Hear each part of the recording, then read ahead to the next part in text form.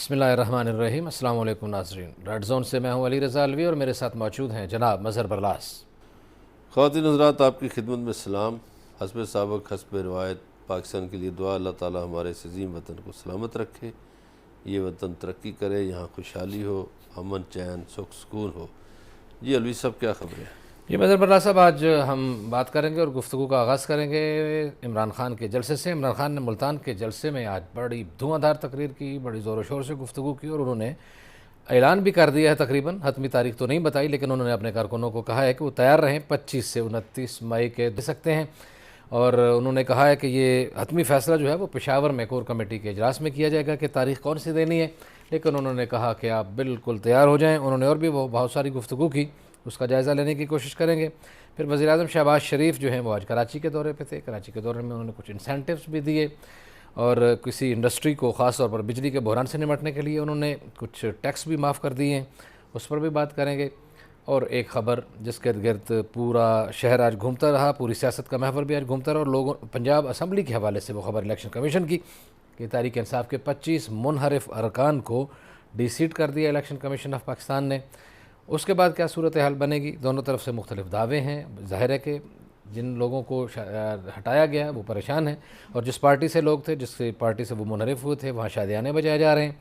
लेकिन मुस्लिम लीग नून वाले लोग भी बड़े पुरुम्मीद हैं और वो कहते हैं कि अभी भी हमें पंजाब असम्बली में अक्सरियत हासिल है। बरला साहब से पूछेंगे कि क्या वाकई उन्हें अक्सरियत हासिल है या नहीं है। लेकिन इससे पहले कि बरला साहब की तरफ बढ़ूँ, वज़ीर-ए-आज़म साबिक़ वज़ीर-ए-आज़म इमरान खान जो PTI के चेयरमैन हैं, उन्होंने आज क्या गुफ्तगू की है मज़हर बरलास साहब। आज उनकी बातें जो हैं बड़ी ज़ोरदार थीं और बड़े उनकी बॉडी लैंग्वेज में पहले से ज़्यादा वो एक कहते हैं ना, जैसे ताकत होती है, एक कॉन्फिडेंस होता है, कोई इस तरह की सूरत हाल नज़र आ रही थी। क्या कहते हैं आप? असल में तो देखिए जी कि जब से वो इक़्तिदार से उतरे हैं, उन्होंने ये जलसे जुलूस की सियासत शुरू कर दी और लकीली उनको उसमें कामयाबी मिली। ऐसे ही वो बड़े बड़े जलसे करने में कामयाब रहे और उनके जलसे बढ़ते गए। आज जो उनका मुल्तान में जलसा था, तो किला कोना, ये जो कासम बाग है, उस स्टेडियम के बाहर भी 2-4 जलसे थे उसी तर्ज के। बल्कि ये एक नया ट्रेंड इन्होंने शुरू किया है, ये भी इमरान खान ही का क्रेडिट है कि वो जलसा मुल्तान में करते हैं, फिर लाहौर में भी एक लोग देख रहे होते हैं, पिंडी में भी इकट्ठे होकर देख रहे हैं, सखर में भी, कराची में भी, हैदराबाद में भी, हत्ता के लाड़काना में भी वो जदीद टेक्नोलॉजी का पूरा इस्तेमाल करते हैं। इत्माद उनकी गुफ्तगू में आज वाकई था। उसकी मेरे ख्याल वजह यह है कि पिछले 2-4 दिनों में कुछ फ़ैसले ऐसे सामने आए हैं जिनसे हुकूमत को परेशानी का सामना करना पड़ा है। ठीक है। और इमरान खान साहब को उनका इत्माद बढ़ा है उन फैसलों से। ठीक है। उसमें आप देखिए कि एक तो सदारती रेफरेंस का जो डिसीजन था, उसमें बांध दिया इलेक्शन कमीशन को भी उस फैसले ने कि इनके वोट काउंट नहीं हो सकते। ऐसा ही है। ये जो मुनहरफ अरकान हैं, इनके वोटों को गिना नहीं जा सकता। तो दूसरा, उन्होंने सुप्रीम कोर्ट ने एक और ऑर्डर कर दिया कि ये जो आप लोग नैब और FIA ये वो पर काटने की कोशिश करें, ये ना काटें। ऐसे ही। अच्छा, इन फैसलों की तरफ हम इस पर बड़ी डिटेल बाद में डिस्कस करेंगे। मेरा ख्याल है एक टुकड़ा सुना देते हैं लोगों को, जो इमरान खान ने जिस अंदाज में जो गुफ्तगू की है उसका एक क्लिप सुन लेते हैं, फिर उस पर तबसरा करते हैं। और इस बात पे भी ज़रूर तबसरा करेंगे कि जो फैसले आए हैं, इन फैसलों में इनका आइंदा की सियासी हिकमत अमली पे क्या असरात होंगे। जी, इमरान खान ने क्या कहा, ज़रा सुनाइए। डेवलपमेंट हुई है, लोटों को डिस्क्वालीफाई कर दिया गया। फैसला अब हमने करना है 25 और 29 मई के बीच में। इंशाल्लाह परसों मैं आपको वाजे कर दूंगा ताकि आपको पूरा टाइम मिल जाए, तैयारी का टाइम मिल जाए। तो 25 से लेके 29 तक आपको डेट परसों मिल जाएगी। मैं चाहता हूं आप सब तैयारी करें। ख्वातीन आपने अलहदा तैयारी करनी है, नौजवानों अलहदा करनी है, मुल्तान के लोगों अलहदा करनी है। और इंशाल्लाह अवाम का समुंदर जब आएगा तो हमने सिर्फ एक चीज उनसे मांगनी है, एक चीज मांगनी है, असेंबली जिस दिन कब डिसॉल्व होगी और इलेक्शन कब अनाउंस करेंगे। जी मजहर बल्ला साहब, ये एक तो बिल्कुल जहां हमने बात रोकी थी, क्योंकि ये बड़ी मुनासिब जगह थी, इसलिए मैंने आपको कथा कलामी माफ़ रोका कि फ़ैसले पे ही वो बात कर रहे थे, और इस फैसले पे यकीनन वो बहुत ज़्यादा खुश होंगे क्योंकि वो इस पे बार बार बात कर रहे थे, उनके हक में फ़ैसला है ये। अच्छा जी, करीन क्यास ये है कि ये फ़ैसला पहले कुछ और था, चूँकि जब जिस दिन सुप्रीम कोर्ट का फ़ैसला महफूज हुआ उसी दिन इलेक्शन कमीशन का फ़ैसला महफूज हुआ, तो इलेक्शन कमीशन ने वो महफूज फ़ैसला सुनाने में 3-4 दिन लगा दिए। इसका मतलब है कि कहीं ना कहीं फ़ैसले में गड़बड़ थी, लेकिन सुप्रीम कोर्ट ने ऐसा बांध दिया कि अब आप हाई कोर्ट में भी जाएं तो ज़ाहिर है सुप्रीम कोर्ट का डिसीजन है, उनको कौन चैलेंज करे। तो सुप्रीम कोर्ट के डिसीजन के ख़िलाफ़ तो अपील सुप्रीम कोर्ट में ही हो सकती है। फिर दूसरा जो सुप्रीम कोर्ट ने अफसरान के तबादलों से रोक दिया है एग्जेक्टिव्स को, उस पर ज़ाहिर है मुस्लिम लीग नून तो तिलमिलाई होगी, मौलाना फजल रहमान साहब भी तिलमिलाए होंगे हैं, बल्कि उन्होंने अपनी गुफ्तगू में ये कही हैं बातें, आसिफ अली जरदारी साहब भी, चूँकि ये जैसा खेल रचाना चाहते थे वो नहीं रच सका। अब ये जो फैसले है, मेरा ख्याल है कि एक हफ़्ता पहले जिस दिन ये सियालकोट गए हैं इमरान खान साहब, तो इनकी जो गुफ्तगू थी इसमें कुछ पुरानी बातें नहीं थीं, तो इसका मतलब ये हुआ कि कहीं ना कहीं इनकी बातचीत पस मंज़र में एस्टेब्लिशमेंट से चल रही है। जी, आपने जो बात की मैं आपको फिर यहाँ रोकूंगा, इसी इस्टेब्लिशमेंट के पस मंज़र की बात के हवाले से भी आज एक बात की इमरान खान ने, जो फौरी इलेक्शन की बात करते हैं। आज उन्होंने एक मुख्तलिफ बात की, इस मुख्तलिफ बात क्यों की, इसका पस मंज़र जो है इस पर बाद में जाएंगे, लेकिन उन्होंने क्या बात की वो आपको सुनाते हैं। वो क्या कहते हैं जी? आपने इतना जोर लगा के साजिश करके जो गवर्नमेंट गिराई, तो आप बताएं, शुक्र है अल्लाह का कि मुवाजना हो रहा है हमारे दौर और इनके दौर का। और अगर मुझे अपने मुल्क की फिक्र ना हो मुल्तान, अगर मुझे अपने मुल्क की आज फिक्र ना हो, तो मैं तो चाहूंगा ये और चले, चंद महीने इनको और चलने दो, ताकि सारी कौम के सामने ये इनकी असल शक्ल नजर आए कि सिवाय करप्शन के इन्होंने आज तक किया ही कुछ नहीं है। जितनी देर चलेंगे ये जलील होंगे, और जिन्होंने साजिश करके इनको लेके वो भी साथ जलील होंगे। जी, मेरा तो दिल करता है कि इन्हें 5-6 महीने और चलने दो, जितना ये चलेंगे ये भी जलील होंगे और जो इनको लाए थे वो भी जलील होंगे। ये जुमला क्यों कहा गया? इसमें दो बातें हैं जी। एक तो ये है कि जो उन्होंने डेट आज अनाउंस नहीं की और कहा है कि मैंने इतवार को कोर कमेटी की मीटिंग बुला रखी है पेशावर में, तो वहाँ से अनाउंस करूँगा। इसका मतलब है कि इन्हें कोई वो जो पस मंज़र में मुज़ाकरात चल रहे हैं उसमें कोई यकीन दहानी ऐसी करवाई गई है कि जनाब इतवार से पहले हम इलेक्शन अनाउंस कर देंगे। लेकिन यहाँ एक और बात भी सामने आ गई है जो अभी शायद बहुत सी जगहों पे नहीं पहुँची। एक केयर टेकर सेटअप की बात हो रही है। सही कि कोई 6 महीने के लिए किसी मुआशी माहिर की क़यादत में जी एक हुकूमत बना दी जाए। सही है।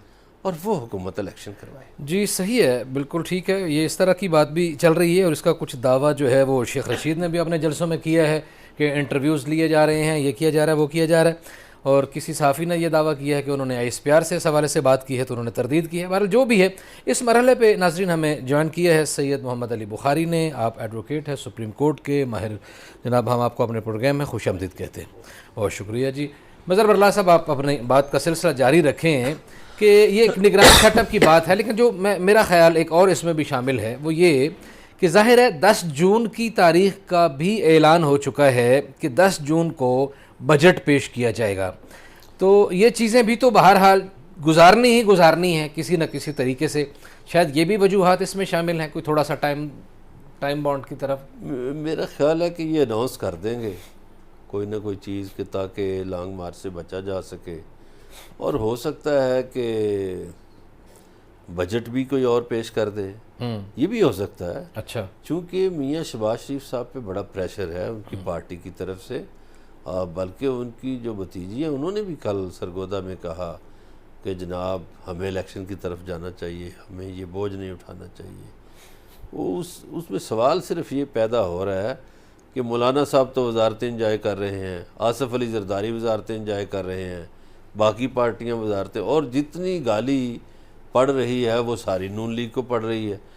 तो मेरा ख्याल है कि मियाँ नवाज शरीफ भी ये चाहते हैं कि इलेक्शन हो जाए, और शहबाज शरीफ की अब एक ख्वाहिश है बड़ी मासूम सी कि मैं जब पेट्रोलियम मसनूआत की कीमतें बढ़ाऊँ तो कौमी सलामती कमेटी का इजलास करूँ, तो कौमी सलामती कमेटी की मंजूरी से मैं कीमतें बढ़ाऊँ। मेरा ख्याल है कि कौमी सलामती कमेटी इस चक्कर में नहीं आएगी। कोशिश तो इनकी है लेकिन वो इस चक्कर में नहीं आएंगे। वो कहेंगे कि हमारा क्या ताल्लुक़ है भाई इस बात से, ये कोई कौमी सलामती का तो मसला ही नहीं है। सही हो गया जी, बिल्कुल ठीक है जी। तो मेरा ख्याल है ये जान जल्दी छुड़ाने वाले हैं। सही। बुखारी साहब, सूरत हाल जो है वो सारी आपके सामने है, आपको क्या लगता है? वो सलामती कमेटी वाली जो बात है ज़ाहिर है उसकी तरफ भी जा रहे हैं, और नून लीग की तरफ से ये भी कहा जा रहा है कि जनाब अगर तो आपने यही जो बातें बरलास साहब कर रहे थे भी, अगर ये बातें 100% दुरुस्त तस्लीम कर ली जाएँ भी, ऐसा ही वाक़या हो रहा है, पसे पर्दा ज़ाहिर है जो कुछ भी हो रहा है ऑन द रिकॉर्ड, तो इसको कोई मान तो नहीं रहा कि हम ये कर रहे हैं, अगर ऐसा ही है तो वो कहते हैं जनाब कि हमारी क्या ज़िम्मेदारी है, हमारा क्या कसूर है कि ये कीमतें बढ़ा के महंगाई को आसमान पे पहुंचाने की ये जो टोकरा है बुराई का वो हम अपने सर पे रख लें, और उसके बाद आप हमें घर भेज दें और इलेक्शन की तरफ चले जाएं, तो हम इस मुश्किल फ़ैसले की सियासी कीमत अदा करने के लिए तैयार नहीं है। जिन्होंने फ़ैसला करना है, ये बात बार बार कही जा रही है कि ये लंदन में ये फ़ैसला हुआ है कि जिन्होंने ये फ़ैसला करना है कि इलेक्शन अब होने हैं या इस हुकूमत ने चलना है, उनकी मुशावरत के बगैर काम नहीं चलेगा महंगाई करने का। अच्छा सर, ऐसे है कि बड़ा मासूमाना सा सवाल है आपका। इशू ये है कि गवर्नमेंट में आने से पहले ये कोई एक दिन में तो गवर्नमेंट टॉपल हुई नहीं, अदम एतमाद की तहरीक एक दिन में तो आई कोई नहीं। हमने पिछले 3.5 सालों में देखा, 4 सालों में, इनफैक्ट अब तो जुलाई में 4 साल हो जाने, कि डे फर्स्ट से इमरान खान साहब की गवर्नमेंट के एंटी ये सारी की सारी लॉबीज़, सारी की सारी पार्टीज़ वन आफ्टर अनदर, एक जलसा एक पार्टी करती थी, दूसरा दूसरी करती थी, पीडीएम बनने तक, पीडीएम से अलहदगी तक, पीपल्स पार्टी के वापस दोबारा पीडीएम में शमूलियत के। तो ये एक ग्रैंड स्लैम जिसको कहते हैं ना, वो सारे के सारे इकट्ठे होकर इन्होंने खान साहब के ख़िलाफ़ या पीटीआई की हुकूमत के ख़िलाफ़ एक मुहिम बनाई। ये एक दिन का वाक़या तो है नहीं, और ना ये रात को सोएं और सुबह तरीके तमाद आ गई और टॉपल हो गई, और बैरूनी साजिश और मुदाखलत, बहुत सी चीज़ें डिस्क्लोज़ हो गई, सामने आ गई। तो ये सारी चीज़ें तो इनको पता थी और इनको मालूम था। मुझे नहीं पता, मैं एक वैसे अपनी अंडरस्टैंडिंग मेरी ज़रूर है कि जब इन्होंने इतना बड़ा काम किया, इनके साथ जो भी हाथ मुलव्वस थे, जो भी पीछे बैकग्राउंड एक थ्योरी चल रही थी, कॉन्स्पिरेसी चल रही थी, उसको जब प्रैक्टिकली इम्प्लीमेंट किया गया तो इस अंडरटेकिंग के साथ ही किया गया होगा कि जी हम आपको रनिंग के लिए क्या क्या चीज़ें, कैसे मामलात करेंगे। सही है कि आप ग्राउंड पे आएंगे या आप एक मतलब आपने देख लिया कि इमरान खान साहब आज भी मकबूल तरीन लीडर हैं पाकिस्तान के, इंटरनेशनली इनफैक्ट अब तो इंटरनेशनली मकबूल तरीन लीडर हैं। आप उनको जब इस तरह बाहर फेंकेंगे, और इमरान खान साहब को आप सब हमारे समेत जानते हैं कि वो इतना ईजी नहीं है कि उनको स्वॉलो कर लिया जाएगा और इस तरह आराम से बैठ जाएंगे, ना ही उनका कोई चीज़ स्टेक पे है कि जी आप उनको ब्लैकमेल कर लेंगे। तो इशू है कि उन्होंने तो आना था रोड पे, और बार वो कह चुके थे कि कल मुझे बाहर निकालूंगा तो मैं तुम लोगों के लिए ज़्यादा ख़तरनाक हूँगा। तो ये चीज़ तो मैं नहीं समझता हूँ कि ये इनके नोटिस में नहीं थे, या इनको जिन्होंने अंडरस्टैंडिंग दी थी, अंडरटेकिंग्स दी थी, वो लोग पीछे से बैकआउट हो गए। फॉरेन एलिमेंट जो था उन्होंने भी देखा कि अवामी प्रेशर इतना आ गया तो बैकआउट हो गए। तो द थिंग, ये तो एक मरहला आ जाता है। अब दूसरी साइड बात करें तो बजट भी तो गवर्नमेंट ने देना, गवर्नमेंट ने ही देना होता है बजट। और जैसे वो बर्डन हम कहते हैं ना, बर्डन ऑफ प्रूफ आ गया, या बर्डन उठाने के लिए तैयार नहीं है, एक दूसरे पे फेंक रहा है, दूसरा तीसरे पे फेंक रहा है। और बरलास साहब बिल्कुल ठीक कह रहे हैं कि पीपल्स पार्टी अपना एंजॉय कर रही है, मौलाना फजल रहमान अपना एंजॉय कर रहे हैं, गवर्नमेंट। अब अगर कोई बैटल फील्ड आनी है तो वो तो नून की आनी है, नून के साथ आनी है, इनफैक्ट पीटीआई की। उसके लिए बड़ी सिंपल सा क्राइटेरिया है कि आपने एक वादे करके आए। आपका स्लोगन क्या था? आपका स्लोगन इमरान खान के ख़िलाफ़ पीडीएम का बिल्कुल भी ये नहीं था कि कोई पैट्रियटिज्म नहीं है, कोई मुल्क की सालमियत को आपसे नुकसान है, या मुल्क के किसी और पाकिस्तान मुल्क खुदादाद है, पाकिस्तान जो है इसको आपने स्टेट को किसी जगह नुकसान पहुंचाया है। एक ही स्लोगन था, महंगाई महंगाई महंगाई, और तो खान साहब के खिलाफ चीज़ ही कोई नहीं थी इनके पास। सही है। अब उसको महंगाई को लेके जब आप चले, कोई कराची से चला, कोई लाहौर से चला, अल्टीमेटली यहाँ पहुँचे और मोनोपलेट करके, जैसे भी है मैं कहता हूँ आपने एक शबखून है, क्योंकि आप तो आज आप ECP का ऑर्डर देख लें, आप सुप्रीम कोर्ट का ऑर्डर देख लें, इसके बाद तो कोई मेरा ख्याल है ढकी छुपी बात ही नहीं रहती कि वो लोटा क्रेसी और ये सारी चीज़ें, क्योंकि मैं तो इसमें एक ECP में भी कौंसल था, सुप्रीम कोर्ट वाले में भी कौंसल था। तो इशू ये है कि हमने तो देखा वहाँ पर प्रोसीडिंग्स भी कि उसके अंदर अल्टीमेटली, हमें ब्रेक पे जाना जी। अल्टीमेटली ये हुआ कि आपने उसके अंदर देखा कि एक डिसीजंस आ चुके हैं। अब आपको you are not suppose to stand on your own legs. अब आप तो आप अपने टांगों पे खड़े होने का बिल्कुल सही बात है जी। ये बात बिल्कुल बारहा हम अपने इस प्रोग्राम में भी कर चुके हैं कि जब इन लोगों के साथ हमारा भी उठना बैठना होता था जब, और ये बड़ी हाई होप्स में थे कि हम इमरान खान की हुकूमत गिराने के बाद इस मुल्क को ऐसा संभाला देंगे कि दुनिया याद रखेगी हम तजर्बाकार हैं, वो नालायक है, वो नाअहल है, उसको पता नहीं है। और अब इनसे कुछ समझ नहीं आ रही कि इनके साथ हुआ क्या है, और लगता है जैसे कि पूरी तरह बुखलाए हुए हैं। बहरहाल जो भी है इस पर बात करेंगे, हमारे साथ रहिएगा, मिलते हैं ब्रेक के बाद।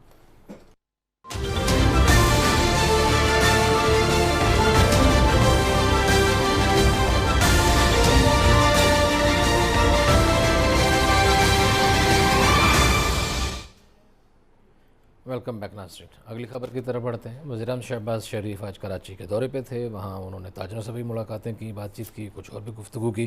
उन्होंने क्या कहा एक टुकड़ा आपको सुनाते हैं, फिर उस पर तबसरा करते हैं। जी, वज़ीर-ए-आज़म शहबाज शरीफ। हुकूमत को और उस लाडले को हमारा जो मुक़्तदर इदारा है उसने वो सपोर्ट दी उन 3.5 पौने 4 सालों में कि पाकिस्तान की 75 साल तारीख में ना किसी को मिली ना आइंदा किसी को मिलेगी। ये मैं आपको बिला खौफ तरदीद कहना चाहता हूँ।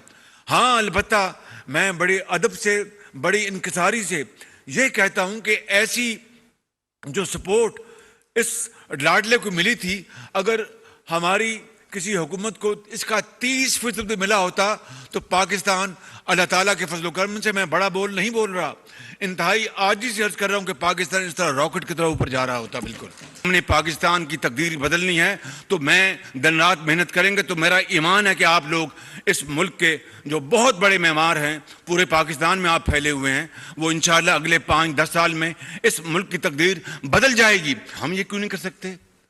हम क्यों, हमारी क्या तकदीर में लिखा है, हमारी किस्मत में लिखा है कि हम इसीलिए पैदा हुए कि हम गरीब रहेंगे, बेकारी रहेंगे? नहीं नहीं नहीं नहीं।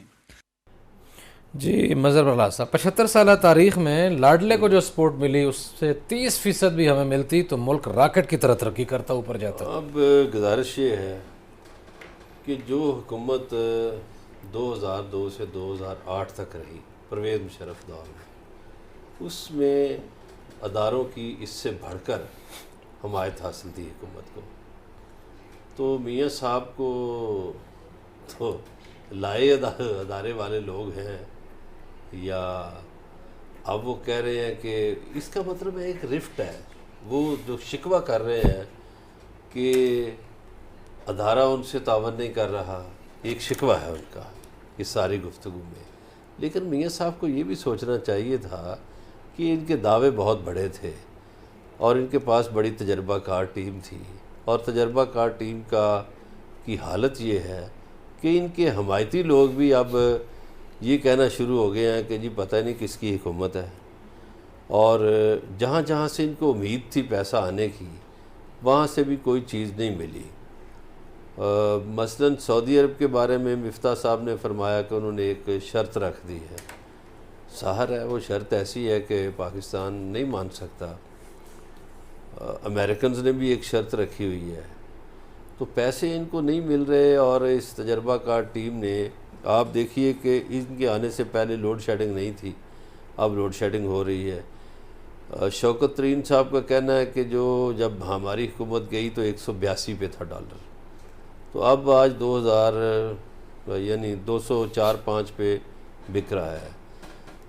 तो ये सारा कुछ कंट्रोल करना या इसके अलावा चीज़ें कंट्रोल करना तो मियाँ साहब के बस में था, और ये कहना कि अदारा हमसे 30% भी तावन नहीं करता, मेरा ख्याल है कि अगर अदारे ने सब कुछ करना है तो फिर आप लोग किस लिए बैठते हैं भाई सियासतदान?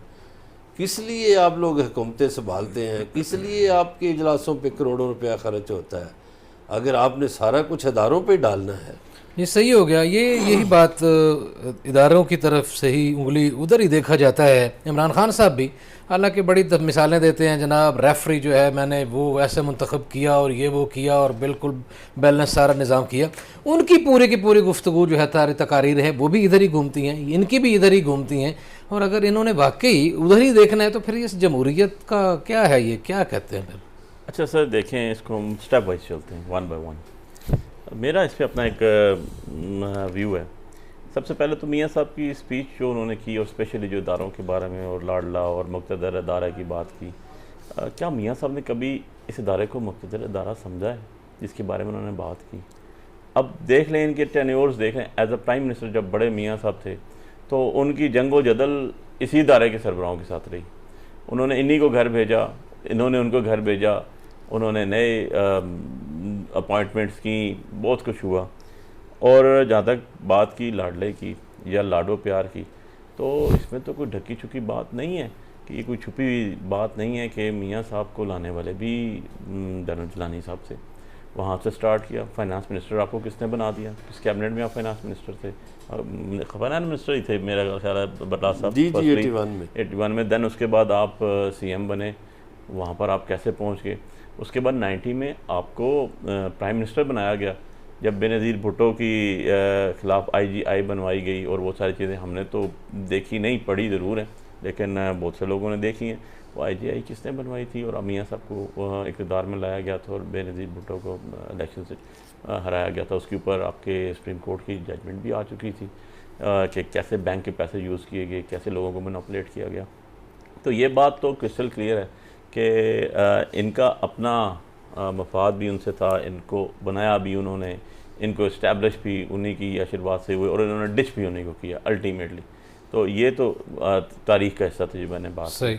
अब आगे चलें, इससे अगर हम एक स्टेप आगे, तो अब मियाँ साहब के साथ जब हमारी गवर्नमेंट आई, हमारे से मुराद इमरान खान साहब की गवर्नमेंट आई, पाकिस्तान तहरीक इंसाफ की गवर्नमेंट आई, तो पाकिस्तान तहरीक इंसाफ के बहुत से डिसीजन हैं जो इमरान खान साहब ने सोलो डिसीजन किए। अगर यही बात होती तो आज वो बैठे हुए होते। लेकिन मैं बताता हूँ आपको, मैं उस दिन सुन रहा था उनको टीवी में, वो कह रहे थे कि अगर आप रशिया जाने के मेरे विज़िट की बात करें तो मैंने तो वो किया जो पाकिस्तान के मफाद में था। और मैंने इसमें जर्नलिस्ट को भी बुलाया, मैंने उसमें सफारतकार जो थे हमारे उनको भी बुलाया, जो साबका सफारतकार तजर्बाकार लोग थे उनको भी बुलाया, और अस्करी क़यादत को भी बुलाया। सो द थिंग वॉज कि जो कुछ उन्होंने किया वो the betterment of the Pakistan किया। ना उन्होंने कोई अपनी इंडस्ट्री लगानी थी, ना उन्हें किसी बच्चे को सियासत में आना था। सो द होली सोली जो भी फोकस था वो पाकिस्तान के लिए था। और आज भी मैं तकरीर सुन रहा था तो उन्होंने यही बात कही कि हम वहाँ पर अगर आटा सस्ता मिल रहा है, गंदम सस्ती मिल रही है, हमें ऑयल सस्ता मिल रहा है, गैस सस्ती मिल रही है, तो हमें जाना चाहिए। यूनिवर्सल ट्रुथ है। सही हो गया जी, हमें ब्रेक पे जाना है, बिल्कुल ठीक है जी। लेकिन असल मामला क्या है, पर्दे के पीछे क्या चल रहा है और सामने क्या है, इस पर भी बात होगी। और अभी ये जो 25 लोग मुनहरिफ थे उनको घर भेज दिया गया है, उनका क्या बनेगा और पंजाब असम्बली का क्या बनेगा, इसका भी जायज़ा लेंगे। हमारे साथ रहिएगा, मिलते हैं ब्रेक के बाद।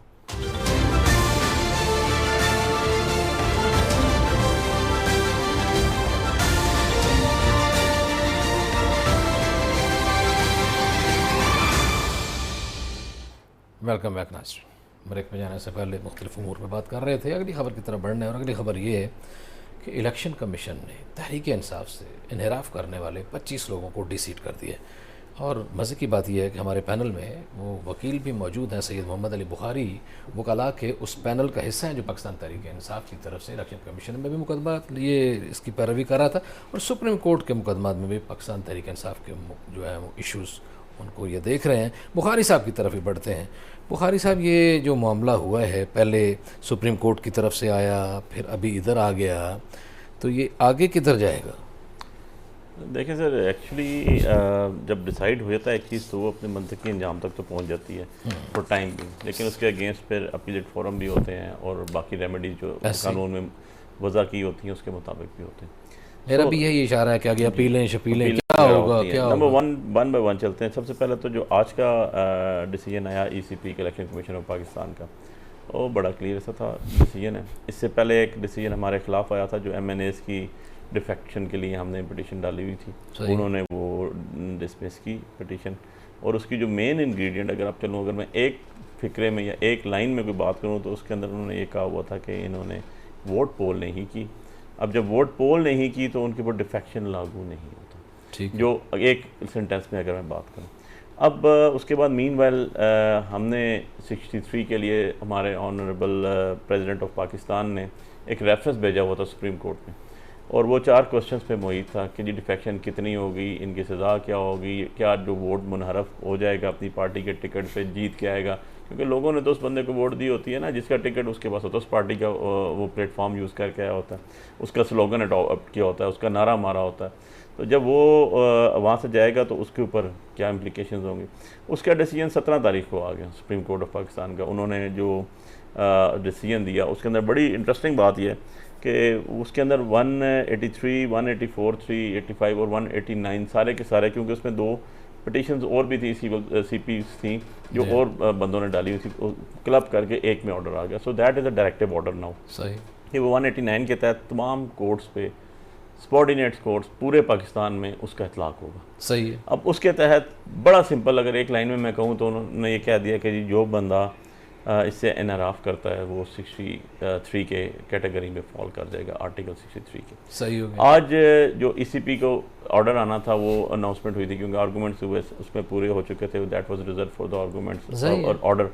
उसका जो ऑर्डर आया वो आज आया और उन्होंने शॉर्ट ऑर्डर पढ़ के सुनाया। लास्ट उसका ऑपरेटिव पैराग्राफ 23 पेजों का ऑर्डर है, शॉर्ट ऑर्डर भी है, डिटेल्स डिस्कशन हुई, आर्गूमेंट सारे रिप्रोड्यूस हुए। उसके बाद लास्टली उसके अंदर ये लिखा हुआ उन्होंने कि जो अपनी पार्टी से, क्योंकि पार्टी का प्रोसीजर क्या है, इसका प्रोसीजर ये है कि पार्लिमानी पार्टी अपना इजलास करेगी, उसमें एक चीज़ वज़ा करेगी, सबको बुलाएगी, बताएगी, उसके बाद बता देगी कि जी ये काम आपने करना है। उसके बाद कोई उससे मुनारब होता है तो उसको वो शो कॉज नोटिस देगी, तलबी करेगी और उसके बाद डिफेक्शन के लिए चली जाएगी पिटीशन। सही है। सारे का सारा प्रोसीजर जो है वो PTI ने one after another as per law उसको फॉलो किया हुआ था, अडॉप्ट किया हुआ था। सही है। उसके बाद कौंसल, एक बड़ी इंटरेस्टिंग बात हुई उसमें, एक कौंसल ने जो इनडिफेक्टिव कैंडिडेट्स की तरफ से या MPs की तरफ से जो पेश हुआ, उन्होंने कहा जी हमें ये तो कहा गया कि आपने चौधरी परवेज़ इलाही साहब को वोट डालनी है, हमें ये नहीं कहा गया कि आप हमजा शहबाज को वोट नहीं डालनी। सही है। So that was the ground which was taken there. लेकिन उसके अंदर ये हुआ, आज के कैटेगरी के लिए ऑर्डर आ गया। एक चीज़ मैं बता दूं आपको कि ये पहला ऑर्डर है पाकिस्तान की हिस्ट्री का जिसमें आर्टिकल 63 के तहत बंदे डिस्क्वालीफाई हुए। सही, इससे पहले आर्टिकल 62 में डिस्क्वालीफाई हुए थे। 63 का इतलाक पहली दफ़ा हुआ और साथ बड़ा क्लियर बता दिया गया इसके अंदर कि 63 अकेली नहीं पढ़ी जा सकती, 62 अकेला नहीं पढ़ा जा सकता। 63 के साथ मैंडेटरी रिक्वायरमेंट है कि इसको आप क्लब करके पढ़ेंगे आर्टिकल 62 ऑफ कॉन्स्टिट्यूशन के साथ। ठीक है। तो जब दोनों को पढ़ेंगे तो ये डिस्क्वालीफाई होगा। सही, ठीक है। और मेरी अपनी इंटरप्रिटेशन के मुताबिक, लीगल जो मेरा जितनी understanding as a student of law, कि ये नाअहल हुए ताहियात। अच्छा, ठीक है, क्योंकि जो सुप्रीम कोर्ट ने जो प्रेसिडेंट की एडवाइजरी जो उन्होंने भेजी थी पिटीशन, उसके अंदर लिखा हुआ था कि कुछ काम है जो कॉन्स्टिट्यूशनली असेंबली ने करने हैं, ये असेंबली खुद करे उसको। लेकिन एज़ फार एज़ हमें जो पीछे हम देख लेते हैं मियाँ नवाज शरीफ की, इनकी डिस्क्वालिफिकेशन हुई है, वो तो ताहियात हुई। तो जब 63 के साथ 62 को मिला के पढ़ेंगे तो मेरे नज़दीक तो ये इसकी जो इम्प्लिकेशन है वो आ जाती है आपकी कि ये ताहियात ना है, ताहियात हो गया। जी मज़हर बल्ला साहब, ये सियासी पहलू की तरफ जाते हैं। अब पंजाब असम्बली का मुस्तकबिल क्या है, हमजा शहबाज का मुस्तकबिल क्या है, दोबारा हज़रत बुज़दार आएंगे या परवेज़ इलाही आएंगे, क्या होगा, या हमजा ही आएंगे? देखिए, पंजाब मुल्क का बड़ा सूबा है, 12 करोड़ आबादी का, और पंजाब में आइनी बहरान है। इस वक्त वहाँ गवर्नर नहीं है, CM के लिए 186 वोट चाहिए और ना तो चौधरी परवेज़ इलाही के पास 186 वोट हैं, ना हमजा शहबाज के पास 186 वोट हैं। तो वो भी एक तरह से मुअल्लक है वज़ीर वज़ारत आला वाला काम। जैसे कौमी असम्बली में वज़ीर आज़म के लिए ज़रूरी है कि वो 172 वोट ले। सही, इसमें कोई ये नहीं कि वज़ीर आज़म को सादा अक्सरियत यानी 20 वोटों से वज़ीर आज़म बन जाए, नहीं, उसके लिए 172 वोट लेना ज़रूरी है। इसी तरह से पंजाब के वज़ीर आला के लिए 186 वोट लेना ज़रूरी है। हमारे पास 30 सेकंड है। आप ये दोनों मेरा ख्याल है नहीं वोट पूरे कर सकेंगे और बिलाखिर पंजाब असम्बली को तहलील करना पड़ेगा। ठीक है शाह जी, आप वकील हैं, एक जुमले में बता दीजिए सादा अक्सरियत की जो बात की जा रही है, ये गुंजाइश मौजूद है पंजाब असम्बली के लिए या नहीं, कि चाहे वो अददी फिगर मजबूरी नहीं है? सर प्रेजेंट कंडीशन में जब 25 बंदे डिफेक्टिव हो गए, मैं नहीं समझता हूँ कि सादा अक्सरियत से मेजॉरिटी आ सकती है, क्योंकि 186 का मतलब है हाफ मार्क। ठीक है, अब आपकी सीटें 20 खाली हो जाएंगी, आपकी सीटें 20 नहीं है तो आप कैसे करेंगे उसका? ठीक है जी, ये आपने देखा सुना कि तादाद पूरी नहीं है, और तादाद पूरी नहीं है तो ये माहिरीन का कहना ये है कि जनाब तादाद पूरी करना ज़रूरी है और वो उसके बगैर काम नहीं होगा। और सादा अक्सरियत से अगर कोई भी ख्वाब देख रहा है तो फिर मुश्किल हो जाएगी। ज़ाहिर है कि सादा अक्सरियत तो नून लीग के पास भी नहीं है, और सादा अक्सरियत वाली जो बात है वो इधर भी नहीं है, तो वो तादाद पूरी करने में जाएंगे तो फिर आगे क्या होगा, इस पर मज़ीद बहस होगी, फिर कभी अगले प्रोग्राम में आपको बताएंगे। आज इतनी आपसे मुलाकात होगी, कल अपना ख्याल रखिएगा। अल्लाह नगहबान।